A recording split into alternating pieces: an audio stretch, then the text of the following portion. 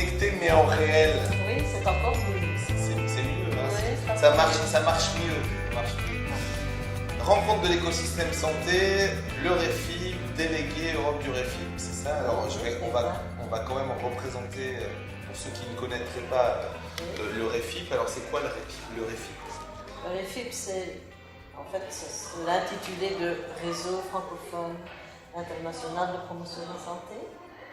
C'est un réseau qui est dans le monde entier, sur tous les continents, qui existe depuis 1991 et qui a pour objet vraiment principal et quasiment unique, d'une certaine manière, de plaidoyer pour la promotion de la santé. Ça veut dire faire la promotion de la promotion de la santé, faire en sorte qu'elle puisse maintenant être intégrée dans les systèmes de santé.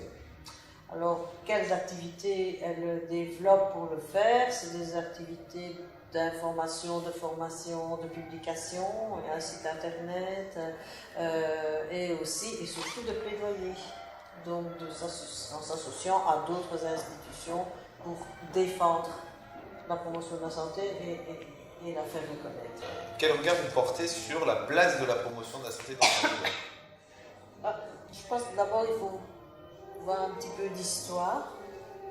Depuis la Charte d'Ottawa, en 1986, la promotion de la santé a, je dirais, eu ses lettres de noblesse, puisque, parce qu'elle existait déjà auparavant, mais je veux dire que ça l'a officialisé.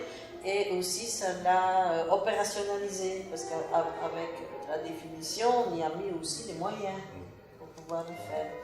Mais ce que l'on a constaté, c'est que ça a mis des années, et il faut encore des années, c'est pas terminé, pour que ça plante. Hein? Donc on peut se questionner, c'est quoi, pourquoi? Pourtant, il y a beaucoup de formations, et il y a une grosse évolution au niveau de la formation des professionnels. Y compris en formation diplômante, des formations de base. Il y a des diplômes universitaires en promotion de la santé maintenant. Hein. Il y a des formations spécifiques, comme par exemple les formations d'infirmiers communautaires. Hein, bon. Donc, au niveau professionnalisme, franchement, on peut dire qu'il existe. Pour moi, ce qui fait que la promotion de la santé ne s'installe pas, c'est par manque de volonté politique. Et pour cela, il y a plusieurs raisons. Je pense que c'est une mauvaise compréhension du concept, mais peut-être là, on n'est pas très bon pour l'expliquer. Ce sont des visées électoralistes, où peut-être la promotion de la santé n'est pas tellement intéressante, ou pas tellement visible, ou peu importe quoi. C'est aussi une organisation hyper sectorialisée de l'État, à tous les niveaux de décision. Donc, si au niveau local, ça a l'air de commencer à prendre, mais on voit que plus on s'élève dans le niveau pour aller au national, c'est impossible à imaginer, n'est-ce pas? Inventer des mots, l'interministérialité. Oui, c'est ça. Mais ça existe, mais ça ne fonctionne pas. Un élément aussi, ça c'est peut-être lié à ce qui se passe aujourd'hui, c'est que, en tout cas en Europe, les pays sont aux prises avec les préoccupations et surtout les recommandations européennes. Et pour le moment, on est dans ce schéma-là et c'est ça leur préoccupation. Donc pour eux, la promotion de la santé, c'est un drôle d'animal. Hein. La crise.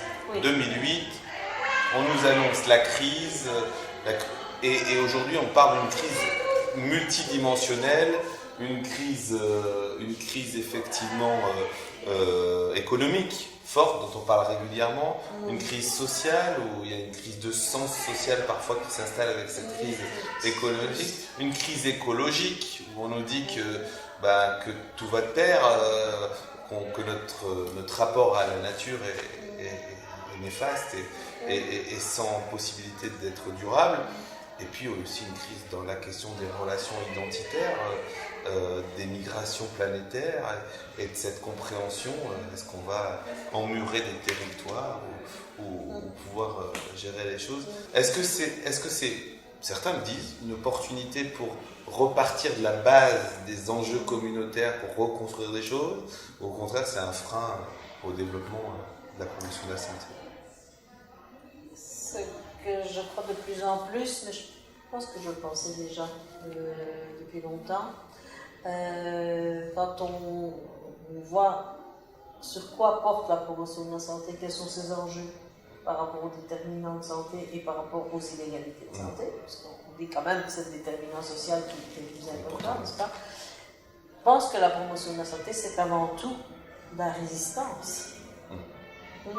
Donc, il y a une position qui est quand même une position qui est pas dans le courant, ce qui peut peut-être expliquer aussi une certaine désaffection. Hein? Bon. Mais dans cette mise en résistance, c'est aussi l'émergence de nouveaux modes de fonctionnement. Alors, je ferai attention quand même aux mots et de dire c'est une chance, parce qu'on l'entend, hein, c'est une chance, c'est une opportunité. Bon, je trouve que ça va être quand même une grande malchance hein, et des opportunités de voir des gens tomber dans une paupérisation très grande, d'accord? Bon, donc là, je trouve que, bon, en tout cas, j'aurais du mal à l'exprimer comme ça. N'empêche que ce besoin de reliance pour les gens, hein, ce désir d'identité, de se reconnaître, hein, mais c'est lié, je pense, hein, dans une communauté.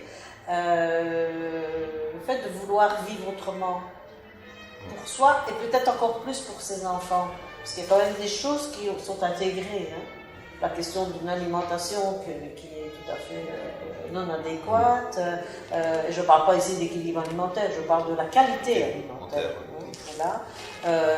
Des environnements qui sont extrêmement pollués, etc. Donc je pense qu'il y a une prise de conscience de plus en plus forte et qui va faire que les gens vont s'organiser. Comme au niveau, à mon avis, des États, des décideurs, ça ne va pas aller si vite que ça. J'ai l'impression que ça va aller plus vite au niveau de la société civile qu'au niveau de la société politique. Actuellement, je le sens comme ça. On voit naître quand même pas mal d'alternatives créatives qui sont de plus en plus structurées. Tout à fait, et qui se restructurent ensemble. Et ça, l'intérêt de réseaux internationaux, c'est cela. Ouais. C'est de relier des initiatives qui sont prises partout dans le monde, mais qui vont vers le même chemin, sur le même chemin. Et ça donne une force à un moment donné. Juste avant de finir la dernière question, c'est vrai que des exemples qui renaissent comme les jardins communautaires, il y a eu la phase où on se disait, bon maintenant la production, c'est des gens qui produisent, puis terminé, on mange, et puis maintenant on voit quand même que partout en Europe, dans le monde, le retour à ce rapport à la terre. Et la volonté aussi, par exemple, d'un mouvement comme Ville en transition, je ne sais pas si vous en avez déjà entendu parler, et qui se dit, ben, dans les villes, on peut aussi faire des choses, et qui attire l'attention, vous avez un petit peu de terre, ben, utilisez-la. Voilà, il y a vraiment quelque chose qui va dans ce sens-là. Maintenant, il y a beaucoup de dégâts qui ont été commis. Je ne sais pas comment on va pouvoir les rattraper. Il y a des villes qui sont défigurées. Il y a du béton partout. Ça, il va falloir du temps pour remettre de la couleur. Donc, oui, mais enfin, ça, c'est pas trop compliqué. Sauf que le problème de la couleur, c'est qu'après quelques années, il faut commencer. Hein. Ça devient... je l'ai vu dans ma ville, c'était très intéressant. Mais oui, voilà. C'était dans une symbolique de couleur de vie, et c'est vrai qu'effectivement, redonner de la place aux citoyens pour réinventer des espaces de vie un peu plus acquis, un peu plus partagés. Plus humains. Enfin, voilà, plus humains. Plus humains. Plus vivants. Que n'importe quel être humain peut vivre. Voilà. Je dois avouer que moi, mon séjour à Paris, il est épuisant. Je trouve que vivre à Paris, c'est très difficile. On est bien d'accord. Dernière question. Alors, somme toute, on la pose à tous les invités de l'écosystème. Bien sûr qu'on a une définition de l'OMS, mais celle qui nous intéresse, c'est celle de Martine Montuel. Ah oui, et Martine Montuel, elle a une définition qui est évidemment liée à son âge. Oui, parce que forcément, ça change beaucoup la manière de percevoir la santé quand on arrive à un certain âge.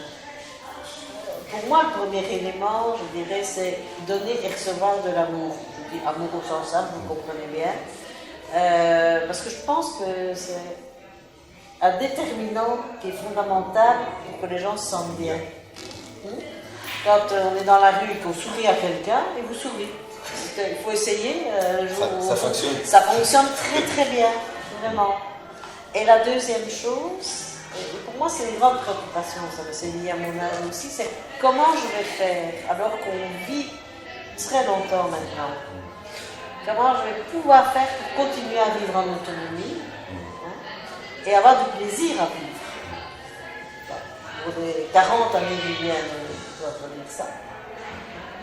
Et c'est vraiment une question. Résumé par ces trois beaux mots que sont l'amour, le plaisir et l'envie, ça résume bien la santé, je crois. C'est ça. Merci beaucoup, Martine Montuel. Merci.